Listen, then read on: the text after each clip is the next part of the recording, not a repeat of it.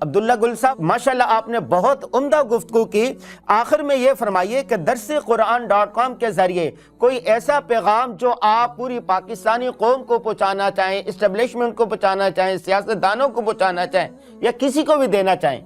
غازی صاحب،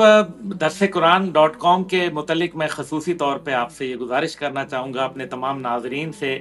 کہ درسقرآن.com جو ہے وہ ایک بہترین کردار ادا کر رہا ہے الحمدللہ، اور لوگوں کو کیا ایک اچھائی کی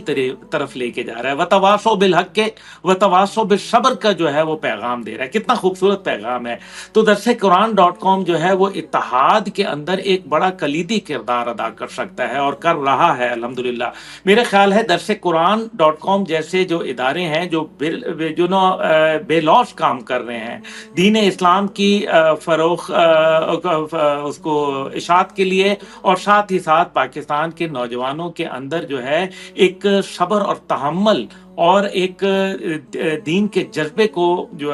مستحکم کرنے کے لیے جو کام کر رہے ہیں، اس کو سرکاری سطح کے اوپر میرے خیال میں ان کے ساتھ مشاورت کرنی چاہیے. میں آرمی چیف صاحب سے، جنرل عاصم منیر صاحب سے، اور اسی طرح سے D G ISI general Asim Malik صاحب سے، اور حکومت پاکستان میاں شہباز شریف صاحب سے یہ درخواست کروں گا کہ یہ ہیں وہ ادارے جو سوشل میڈیا کے اوپر ایک حق کا کردار ادا کر رہے ہیں، اور نوجوان نسل جو ہے ان سے جو ہے رغبت رکھتی ہے. اس کو اگر ہم مزید اس کے اندر ہم جو ہے وہ ان کے ساتھ مل کر کندھے سے کندھا لگا کے ان کو درسقرآن.com کو اگر ہم آگے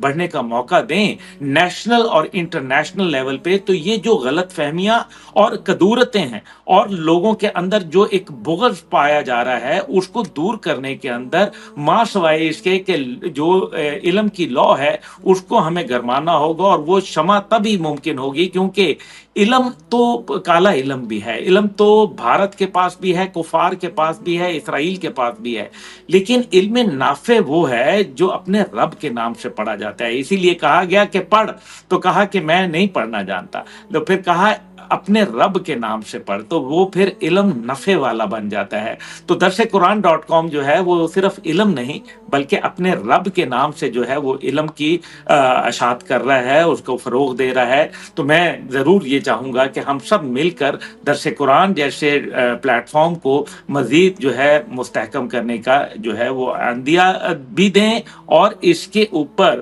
حکومتی ادارے اس کو اونرشپ دیں.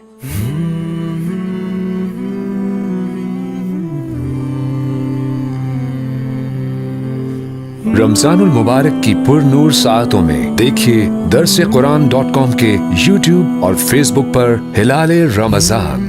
شب 10:30 پر. سوشل میڈیا پر سب سے قدیم اور سب سے ریلائبل برانڈ درسقرآن.com.